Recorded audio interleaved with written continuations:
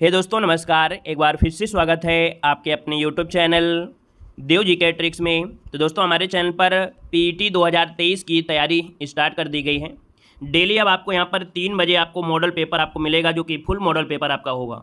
और इसमें जो आपकी history, polity, geography, current affair, economics, सामान्य ज्ञान जो भी आपकी होगी वो आपके वीडियो एग्जाम के लिए भी महत्वपूर्ण है, क्योंकि हमारे चैनल पर वीडियो एग्जाम की भी तैयारी चल रही है। तो जितने भी स्टूडेंट वीडियो एग्जाम की तैयारी कर रहे हैं वो लोग ये क्लास जरूर देखें, क्योंकि इस क्लास की जो हिस्ट्री, पॉलिटी, ज्योग्राफी होगी कहीं ना कहीं आपके यूपीडब्ल्यूएससी लेवल की है, जो कि आपके यूपीडब्ल्यूएससी वीडियो एग्जाम के लिए बहुत ही लाभदायक होगी। तो इसलिए इस क्लास को जरूर देखिएगा। अभी हम सिर्फ एक ही मॉडल पेपर आपको देंगे पेट एग्जाम का, लेकिन जब आपका वीडियो एग्जाम का पेपर हो जाएगा उसके बाद यहाँ पर दिन में 3 मॉडल पेपर आपके दिए जाएंगे। टॉपिक वाइज जो क्लासें आपकी हैं, जैसे कि हर साल आपको सबसे बेहतर तरीके के मॉडल पेपर मिलते हैं और बहुत बेहतर तरीके से पेट एग्जाम की तैयारी कराई जाती है। इस साल भी आपकी इसी प्रकार से तैयारी की जाएगी, है ना, और बहुत बेहतर तरीके से आपकी तैयारी करना है। तो चलिए स्टार्ट करते हैं। नए तो चैनल सब्सक्राइब कर लीजिए और प्लेलिस्ट के माध्यम से हर एक प्रकार की वीडियो भी आप लोग देख सकते हैं। ढेरों मॉडल पेपर आपके बनाए गए हैं, प्रीवियस ईयर भी मॉडल पेपर आपको देखने को मिल जाएंगे। चलिए स्टार्ट करते हैं, देखते हैं कितनी तैयारी आपकी है। यहाँ पर देखो दिया गया है, निम्न में से किस वेद में कर्म कांडों से संबंधित है। मतलब ऐसा कौन सा वेद है जो कि आपके कर्म कांड से संबंधित है। यहाँ पर ऑप्शन जो आपका है कौन हो जाएगा, सी नंबर याद रखिएगा, यजुर्वेद। जो यजुर्वेद है ये कर्म कांडों से संबंधित है, इसमें याज्ञिक विधि विधानों का आपका जिक्र रहता है। यहाँ पर देख सकते हैं सामवेद, सामवेद का मतलब होता है संगीत से होता है। यहाँ पर ऋग्वेद की अगर बात करते हैं, ऋग्वेद मतलब होता है प्रारंभिक आर्य का जो विस्तार है यहीं पर देखने को मिलता है। और अथर्ववेद की अगर बात करते हैं तो अथर्ववेद में जादू टोना से संबंधित जो भी है वो आपको किस मिलता है, आपके अथर्ववेद में मिलता है। चलिए आगे बढ़िए। क्वेश्चन आपसे दिया गया है कि हुमायूं का जन्म हुआ था। चलिए बताइएगा हुमायूं का जो जन्म हुआ ये कब हुआ था। तो आप लोग जानते हैं हुमायूं का जन्म हुआ था, याद रखिए 1508 में, जिसका भी ऑप्शन ए नंबर बिल्कुल राइट हो जाएगा। 1508 में हुआ था। और इनके पिता बाबर जो कि मुगल साम्राज्य के संस्थापक थे, है ना। यहाँ पर ऑप्शन बने आपका ए नंबर है। आगे बढ़िए। क्वेश्चन आपसे अगला पूछा गया है कि भारतीय शासन के प्रतीक शब्द सत्यमेव जयते निम्नलिखित में से किस ग्रंथ से लिए गए हैं। सत्यमेव जयते अर्थात सत्य की हमेशा विजय होती है, यह भारत का एक राष्ट्रीय वाक्य है जिसमें सारनाथ की स्तूप से लिया गया है। इसका मतलब ऑप्शन क्या हो जाएगा, यहाँ पर ए नंबर इसका राइट हो जाएगा। और ये जो वाक्य है मुंडक उपनिषद से लिया गया है, ठीक है ना। यहाँ पर आगे बढ़ते हैं। क्वेश्चन आपसे अगला पूछा गया है, निम्न में से कौन सी चीज सिंधु घाटी की खुदाई में वाणिज्यिक और आर्थिक विकास का घोतक है। दोस्तों सिंधु घाटी की जो खुदाई हुई थी उसमें मोहरे, है ना, और आर्थिक विकास का घोतक रहे हैं। मतलब ऑप्शन जो आपका बी नंबर आपका है यहाँ पर राइट हो जाएगा। देखा जाए तो सिंधु में अब तक 2000 मोहरे प्राप्त की जा चुकी हैं, ठीक है। आगे बढ़िए। क्वेश्चन आपसे अगला पूछा गया है, निम्नलिखित में से वह दुर्ग कौन सा है जिसे दक्कन की कुंजी के नाम से जाना जाता है या माना जाता है। यहाँ पर देखिए ये दुर्ग जो आपका है ये आपका है असीरगढ़। असीरगढ़ का किला जो कि अहिर राजवंश के राजा अहिर ने बनाया था, और यह मध्य प्रदेश के बुरहानपुर में स्थित आपका गांव है। तो इसका जो ऑप्शन है क्या हो जाएगा, यहाँ पर सी नंबर इसका राइट हो जाएगा। यहाँ पर देखो आपका आ गया है कि 1921 नरेंद्र मंडल या चैम्बर ऑफ प्रिंसेस किसके द्वारा आरंभ किया गया था। 6 की अगर बात करते हैं तो ऑप्शन यहाँ पर से हो जाएगा ड्यूक ऑफ कन्नाट। दोस्तों याद रखिएगा ड्यूक ऑफ कन्नाट द्वारा यह आरंभ किया गया था। इसका जो ऑप्शन है यहाँ पर सी नंबर राइट हो जाएगा। और आगे बढ़िए। क्वेश्चन आपसे अगला पूछा गया है कि गांधी जी ने किस सिद्धांत या युक्ति के माध्यम से आर्थिक असमानताओं को दूर करने का प्रयास किया था। तो दोस्तों यहाँ पर जो गांधी जी थे ये क्या चाह रहे थे, यहाँ पर जो ऑप्शन है आपका 7 का सी, न्यासधारिता सिद्धांत। न्यासधारिता सिद्धांत मतलब होता है स्ट्रीटशिप के माध्यम से ये आर्थिक विषमताओं को समाप्त करने का प्रयास किया था। तो इसका ऑप्शन बनेगा यहाँ पर आपका सी नंबर राइट हो जाएगा। यहाँ पर आगे बढ़िए। क्वेश्चन दिया गया है कि भारतीय राष्ट्रीय सेना अर्थात आज़ाद हिंद फौज ने द्वितीय विश्व युद्ध में किसके विरुद्ध युद्ध किया था। दोस्तों यहाँ पर जो आज़ाद हिंद फौज थी जब द्वितीय विश्व युद्ध हुआ तो इन्होंने युद्ध किया था किसके विरुद्ध किया था। यहाँ पर 8 नंबर का ऑप्शन हो जाए आपका डी नंबर, ग्रेट ब्रिटेन। याद रखिए ग्रेट ब्रिटेन इसका जो ऑप्शन है यहाँ पर डी नंबर राइट हो जाएगा। अर्थात सहयोग से द्वितीय विश्व युद्ध के ब्रिटेन के विरुद्ध युद्ध किया था। यहाँ पर आगे और किसके सहयोग किया था, जापान, है ना, मतलब जापान, मतलब यहाँ पर आज़ाद हिंद फौज ने जापान के सहयोग से द्वितीय विश्व युद्ध में ब्रिटेन के विरुद्ध युद्ध किया था। यहाँ पर आगे बढ़िए। क्वेश्चन दिया गया है कि महात्मा गांधी ने सन 1930 में सिविल अवज्ञा आंदोलन कहाँ से आरंभ किया था। यहाँ पर देखिए ऑप्शन जो बनेगा आपका डी नंबर, दांडी। यहाँ पर देखिए 6 अप्रैल 1930 को महात्मा गांधी ने दांडी से समुद्र तट नमक कर कानून तोड़कर सिविल अवज्ञा आंदोलन की शुरुआत की थी। तो इसको ऑप्शन जो हो जाएगा डी नंबर राइट हो जाएगा। नेक्स्ट क्वेश्चन दिया गया है, कि नरम दल और गरम दल के बीच फूट और कहाँ किस वर्ष में पड़ी थी। मतलब जो नरम दल गरम दल था, इनमें आपस में क्या हो गया, मतभेद हो गया था। और ये कहाँ हुआ था, आपके 1907 जो कि कांग्रेस की सूरत अधिवेशन में। हमने इसको ट्रिक से बताया था कि यहाँ पर नरम और गरम दल है ना, सूरत अगर अच्छी, सूरत क्या थी, अच्छी नहीं है, सूरत अच्छी नहीं है, इसलिए क्या हो गया, इनमें मतभेद हो गया। तो इससे आपको याद रहेगा और साथ ही सूरत हो जाएगा ना। तो 1907 कांग्रेस की सूरत अधिवेशन में इनमें मनमुटाव हो गया और ये अलग हो गए थे। मिले कब थे, तो आपके 1916 जो कि आपके लखनऊ अधिवेशन में आपस में मिल गए थे। आगे बढ़िए, क्वेश्चन आपसे दिया गया है कि पृथ्वी के अधिकांश सक्रिय ज्वालामुखी कहाँ पर पाए जाते हैं। यहाँ पर देखिए ऑप्शन में से क्या हो जाएगा, तो ऑप्शन बी हो जाएगा प्रशांत महासागर में। कहाँ पर पाए जाते हैं, प्रशांत महासागर में पाए जाते हैं। महासागर जो आपका ये है प्रशांत महासागर, इसके चारों ओर रिंग ऑफ फायर अर्थात एक अग्निवलयाकार क्षेत्र हो जाता है, क्योंकि जो एरिया होती है उसमें काफी आपके क्या होते हैं, ज्वालामुखी होती हैं। तो एक ऐसा एरिया बना लेते हैं जिसे अग्निवलयाकार बोलते हैं, या इसे रिंग ऑफ फायर। क्वेश्चन ये भी पूछेगा कि रिंग ऑफ फायर कहाँ पर स्थित है, तो आप कहेंगे प्रशांत महासागर में स्थित है। आगे बढ़िए, क्वेश्चन आपसे दिया गया है कि भारत में उष्णकटिबंधीय सदाबहार वन कहाँ पर पाए जाते हैं। यहाँ पर देखिए ऑप्शन में से राइट क्या हो जाएगा, तो ये आपके केरल में पाए जाते हैं उष्णकटिबंधीय सदाबहार वन। देखो हमने आपको बताया था कि दो प्रकार के सदाबहार वन पाए जाते हैं, दो प्रकार पाए जाते हैं, दो जगह पाए जाते हैं। एक तो आपके इस एरिया में पाए जाते हैं जहाँ पर पानी की मात्रा ज़्यादा होती है, और एक आपके मेघालय क्षेत्र में, क्योंकि यहाँ पर भी बारिश होती है। तो यहाँ दो जगह आपके पाए जाते हैं सदाबहार वन। तो इसका जो ऑप्शन है यहाँ पर आपका ये नंबर केरल हो जाएगा। अगला क्वेश्चन दिया गया है कि नागपुर में वर्षा कम होती है, क्यों, क्योंकि सह्याद्री पर्वत के कारण यह क्या हो जाता है, यहाँ पर ऑप्शन डी पवन विमुख पार्श्व स्थित है। मतलब कह सकते हैं कि नागपुर में क्या है, देखिए यहाँ पर जो आपका पहाड़ है अर्थात ये जो बनावट आपकी ढाल है आपकी वो ऐसे है, यहाँ पर पड़ जाते हैं पहाड़, और जब पहाड़ पड़ जाते हैं तो अचानक पानी ऊपर चला जाता है, तो यहाँ पर वर्षा कम हो पाती है। यहाँ पर ककड़ीले जैसे आपके कह सकते हैं जो कांटे वाले पेड़ पौधे होते हैं वो ज़्यादा होते हैं, ठीक है ना। तो ऑप्शन डी इसका राइट हो जाएगा। नेक्स्ट क्वेश्चन दिया गया है कि दक्षिण पश्चिमी मानसून की अवधि के दौरान तमिलनाडु सूखा रहता है, क्यों। अब देखिए जो 14 नंबर आपसे दिया गया है कि जब दक्षिण पश्चिमी मानसून होता है ऐसी अवधि में जो तमिलनाडु होता है वो सूखा रहता है। यहाँ पर 14 नंबर का हो जाएगा, यह वृष्टि छाया क्षेत्र में स्थित है। यहाँ पर आंसर आपका ये नंबर राइट हो जाएगा। अगला क्वेश्चन दिया गया है कि प्रायद्वीपीय भारत की निम्नलिखित में से कौन सी नदी अरब सागर में नहीं मिलती है। यहाँ पर 15 नंबर की अगर बात करते हैं तो दोस्तों यहाँ पर कह रहा है प्रायद्वीपीय भारत की निम्नलिखित में कौन सी नदी अरब सागर में, और अरब सागर कहाँ पर स्थित है, तो आपकी यहाँ पर स्थित है। तो इसका मतलब देखिए यहाँ पर पेरियार नदी, नर्मदा नदी, आपकी ताप्ती नदी आपकी इधर को आती हैं, लेकिन कावेरी नदी कहाँ जाती है, आपकी बंगाल की खाड़ी में। तो ऑप्शन क्या बनेगा यहाँ पर, जिसका भी ऑप्शन बी नंबर है राइट हो जाएगा। आगे बढ़िए, अर्थव्यवस्था से क्वेश्चन आपका आ गया है कि सरकार द्वारा लागू प्रथम पंचवर्षीय योजना किस मॉडल पर आधारित थी। यहाँ पर 16 नंबर की अगर बात करते हैं तो ऑप्शन क्या हो जाएगा दोस्तों, यहाँ पर प्रथम पंचवर्षीय योजना हमने आपको बताया था, प्रथम मतलब हमने बना दिया एक, और ये बना है कैसा, राड जैसा बना है कि नहीं, राड। तो यहाँ पर हो जाएगा हेराल्ड, है ना, राड मार दिया। तो यहाँ पर याद रखिएगा कि प्रथम पंचवर्षीय योजना हेराल्ड मॉडल पर आधारित थी। इसका जो ऑप्शन है यहाँ पर बी हो जाएगा। यहाँ पर जो पीसी मोहलनोबिस है ये आपकी दूसरी पंचवर्षीय योजना पर आधारित थी, पीसी मोहलनोबिस। तो इसका ऑप्शन बनेगा आपका बी नंबर। आगे बढ़िए, क्वेश्चन दिया गया है कि एक उच्च संवादिक तरलता अनुपात जो होता है ना, ये कि SLR जो होता है ये क्या होता है, बैंकों में आपने सुना होगा।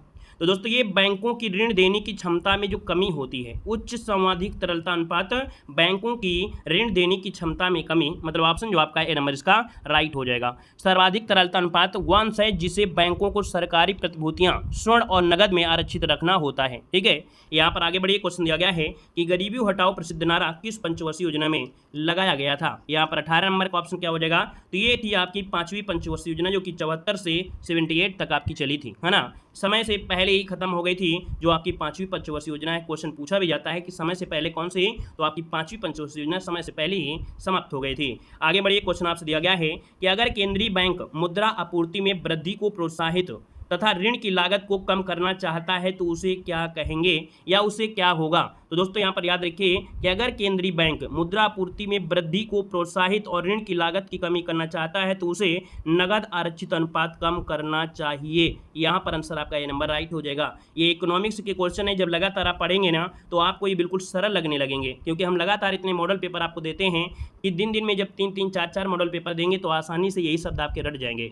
इसीलिए पहले से अगर आप तैयारी कर रहे हैं तो बहुत अच्छी बात होती है, लगातार आप लोग क्लासें लेते रहिए। किसने ग्रामीण गरीबी उन्मूलन के लिए PURA पूरा मॉडल अपनाने की वकालत की थी। बहुत बारी क्वेश्चन पूछा गया है।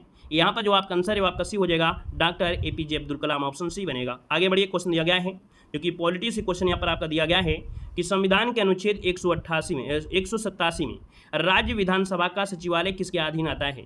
तो राज्य विधानसभा का जो सचिवालय है ये अधीन आता है किसके? तो आपके राज्य सरकार के अधीन आता है। तो ऑप्शन बनेगा आपका ये नंबर इसका राइट हो जाएगा दोस्तों। यहाँ पर आगे बढ़िए क्वेश्चन दिया गया है कि द्विसदनीय विधानमंडल से क्या आशय है? द्विसदनीय विधानमंडल से क्या आशय है 22 नंबर में? तो द्विसदनीय विधानमंडल होता है जिसमें से निम्न सदन होता है और आपका उच्च सदन होता है। तो ऑप्शन क्या बनेगा आपका बी नंबर इसका राइट हो जाएगा। अगला क्वेश्चन दिया गया है कि संविधान का अनुच्छेद जो 17 और 18 है इनसे क्या प्रावधान करता है? तो देखो हमने बताया भी है कि अनुच्छेद 17 जो आपका है ये अस्पृश्यता आपका है ना, और 18 जो आपका है ये उपाधि वाला है। लेकिन ये आते किस में हैं? तो ये आते हैं सामाजिक समानता में या सामाजिक समता में। क्यों? क्योंकि अस्पृश्यता उन्मूलन जो आपका है ये समाज का क्या है? समता, मतलब एक जैसे देखना चाहिए। तो यहाँ पर ये जो आपका आता है सामाजिक समानता में आता है। ठीक है, ऑप्शन बनेगा आपका ए नंबर इसका राइट हो जाएगा। अगला क्वेश्चन दिया गया है कि भारतीय संविधान के अनुच्छेद 19 के तहत वाक स्वतंत्रता आदि विषयक कुछ अधिकारों का संरक्षण जो संदर्भित है ये कैसा आपका है? तो देखिए अनुच्छेद 19, और ये जो अनुच्छेद 19 आपका है ये क्या होगा?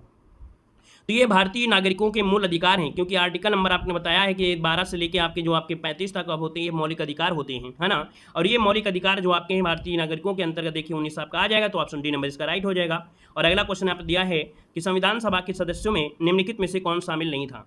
देखिए 25 नंबर की अगर बात करते हैं दोस्तों, यहाँ पर ऑप्शन आपका राइट क्या हो जाएगा? तो देखिए यहाँ पर सरदार वल्लभ भाई पटेल थे, आचार्य जे.वी. कृपलानी थे, के मुंशी थे, लेकिन जयप्रकाश नारायण ये संविधान सभा के सदस्यों में शामिल नहीं थे। ऑप्शन बनेगा यहाँ पर सी नंबर राइट हो जाएगा दोस्तों। यहाँ पर आगे बढ़िए क्वेश्चन आपसे अगला पूछा गया है, कह रहा है व्यक्ति के उपवास में 100 ग्राम प्रति लीटर रक्त में उपस्थित शर्करा की मांग क्या होती है? अगर व्यक्ति उपवास रखता है 100 ग्राम प्रति लीटर रक्त में उपस्थित जो शर्करा होती है वो कितनी होती है? तो यहाँ पर 80 से 100 मिलीग्राम होती है। इसका ऑप्शन बनेगा आपका सी नंबर। अगला क्वेश्चन दिया गया है कि लार किसके पाचन में मदद करता है? ये क्वेश्चन आपने बहुत बार पढ़ा भी होगा। तो लार जो होता है किसके पाचन में? तो आपकी स्टार्च के पाचन में मदद करता है। ऑप्शन आपका बी नंबर राइट हो जाएगा। यहाँ पर आगे बढ़िए क्वेश्चन दिया गया है, निम्नलिखित में से कौन सा प्रकाश कांच में निम्नतम गति से संचार करता है? तो कौन सा प्रकाश होता है जो कि कांच में निम्न गति से संचार करता है? यहाँ पर 28 नंबर में तो देखिए बैंगनी रंग का जो प्रकाश होता है ये कांच में निम्न गति से क्या करता है? उसमें से प्रवेश करता है ना। तो इसलिए इसकी चाल भी कम हो जाती है। और यही अगर लाल होता तो तरंग दैर्ध्य भी इसकी अधिक होती और तरंग दैर्ध्य अधिक होती तो ये जल्दी स्पीड में करता। तो यहाँ पर आंसर आपका बी नंबर राइट हो जाएगा। नेक्स्ट क्वेश्चन दिया गया है कि आर्द्र वायु में ध्वनि का वेग शुष्क वायु की तुलना में अधिक होता है, क्योंकि आर्द्र वायु में क्या होता है? आर्द्र वायु में शुष्क वायु की तुलना में घनत्व कम हो जाता है।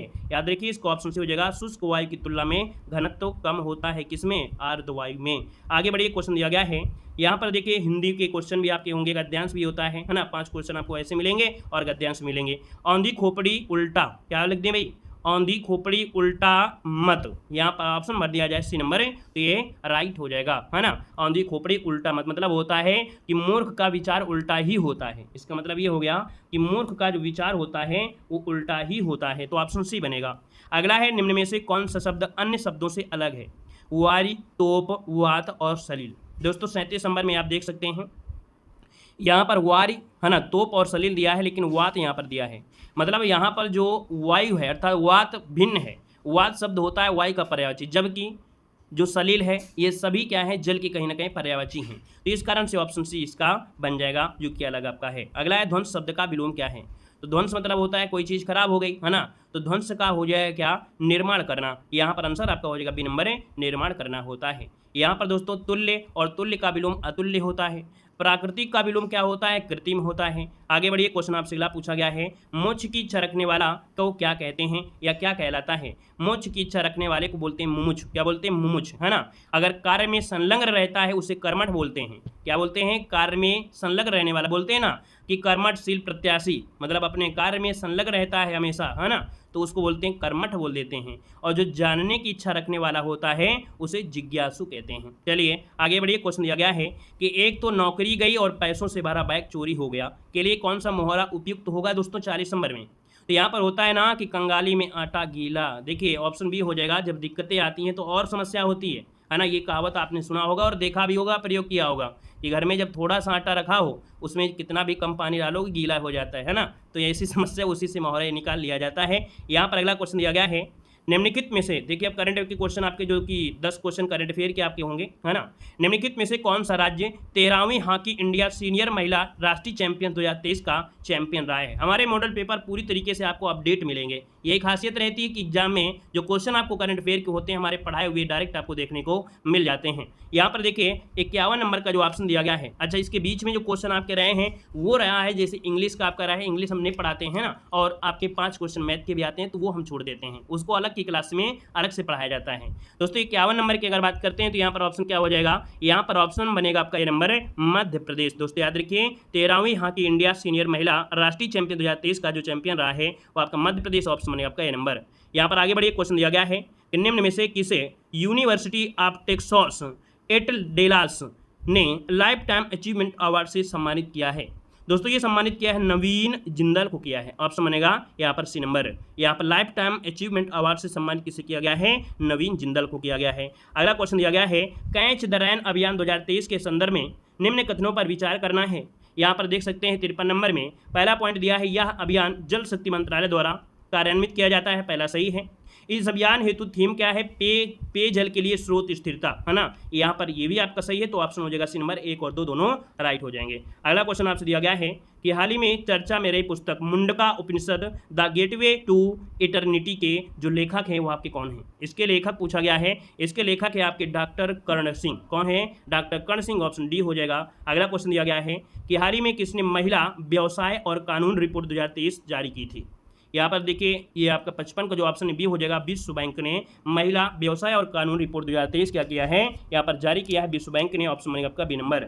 यहाँ पर आगे बढ़िए, क्वेश्चन आपसे अगला पूछा गया है कि हाल ही में वीडेम इंस्टीट्यूट द्वारा जारी इलेक्टोरल डेमोक्रेसी इंडेक्स 2022 में भारत की जो रैंकिंग है वो आपकी कितनी है। तो दोस्तों यहाँ पर याद रखिएगा इलेक्टोरल डेमोक्रेसी इंडेक्स 2022 में भारत की रैंकिंग 108 है। इसका जो ऑप्शन बनेगा यहाँ पर सी नंबर राइट हो जाएगा। नेक्स्ट क्वेश्चन दिया गया है निम्नलिखित में से किसे 2022 का BBC Indian sports women of the year पुरस्कार या ईयर दिया गया है।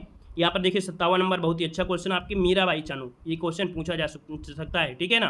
BBC Indian sports women of the year का जो चुना गया है किसे, तो आपकी मीराबाई चानू को चुना गया, ऑप्शन बनेगा आपका नंबर। अगला क्वेश्चन यहाँ पर आपसे दिया गया है निम्नलिखित में से किस राज्य के आपदा प्रबंधन प्राधिकरण वर्ष 2023 के सुभाष चंद्र बोस आपदा प्रबंधन पुरस्कार से सम्मानित किया गया है, और ये सम्मानित किया गया आपके उड़ीसा को, तो ऑप्शन बनेगा आपका सी नंबर। नेक्स्ट क्वेश्चन आपसे दिया गया है कि 19वीं बिम्स्टेक मंत्री स्तरीय बैठक का मेजबान देश इनमें से कौन था।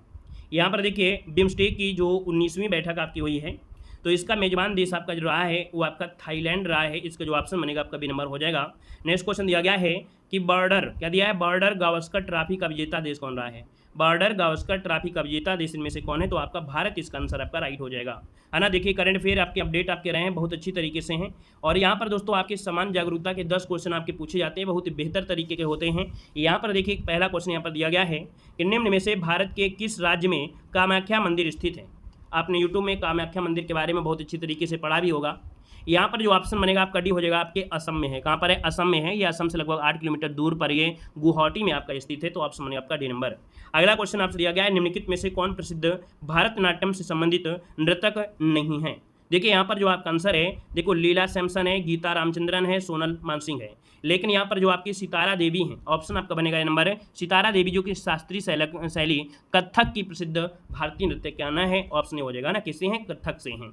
अगला दिया गया है लिम्बाराम का संबंध जो है वो किससे है, लिम्बाराम का जो संबंध है किससे है, ये तीरंदाज हैं, ठीक है, ये भारतीय तीरंदाज हैं, अर्थात यहाँ पर जो ऑप्शन बनेगा आपका सी नंबर है राइट हो जाएगा। नेक्स्ट क्वेश्चन को आते हैं, क्वेश्चन दिया गया है निम्नलिखित में से न्यूग्लुम किस देश की मुद्रा है। न्यूट्रम आपने पढ़ा होगा, है ना, बोलते हैं न्यूट्रम, ये न्यूट्रम जो आपकी भूटान की मुद्रा है। यहाँ पर आंसर जो आप करेगा डी नंबर इसका हो जाएगा भूटान हो जाएगा, ठीक है ना। यहाँ पर लाओस, है ना, लाओस मतलब जबकि लाओस कीप ये लाओस की है, ठीक है, लाओस की जो आपकी है लाओस कीप है, ये भी आपको याद रखना है, ठीक है। नेपाल तो जानते हैं नेपाली रुपया होता है, टका जो बांग्लादेश की है। आगे बढ़िएगा, अंतर्राष्ट्रीय न्यायालय का मुख्यालय स्थित है, अंतर्राष्ट्रीय न्यायालय का मुख्यालय कहाँ पर है, 65 को ऑप्शन देना है, तो ऑप्शन बनेगा डी, यहाँ पर हेग हो जाएगा, क्या हो जाएगा, नीदरलैंड में है द हेग, ऑप्शन बनेगा यहाँ पर डी नंबर है राइट हो जाएगा। और भी बातें यहाँ पर होती हैं कि इसमें अंतर्राष्ट्रीय न्यायालय में कितने न्यायाधीश होते हैं, तो 15 न्यायाधीश होते हैं, कितने 15 न्यायाधीश होते हैं, और ये 9 वर्षों के लिए संयुक्त रूप से आपके नियुक्त किए जाते हैं, ठीक है। आगे बढ़िए, क्वेश्चन दिया गया है निम्नलिखित में से कब पहला विश्व पर्यावरण दिवस मनाया गया था। पहला विश्व पर्यावरण दिवस कब मनाया गया था, तो दोस्तों याद रखिएगा 1972 में। ऑप्शन बनेगा आपका डी नंबर। नेक्स्ट क्वेश्चन दिया गया है कि किसी भी गेंद को अधिकतम दूरी तक फेंकने के लिए कोण क्या होना चाहिए। कोई भी गेंद को अगर आप अधिकतम दूरी तक फेंक रहे हैं तो भैया उसके लिए कितना कोण होना चाहिए। याद रखिए आपका जो आंसर बनेगा 67 नंबर में वो आपका भी हो जाएगा 45 अंश। अगर आप बैटिंग कर रहे हैं और अगर बॉलर बॉलिंग कर रहा है तो आप बॉल को ऐसे मारिए, कितना 45 अंश के एंगल मारिए, तो समझो फिर सबसे ज़्यादा लंबा छक्का जाएगा, है ना, क्रिस गिल को फेल कर देगा। तो ऑप्शन बी नंबर इसका राइट हो जाएगा।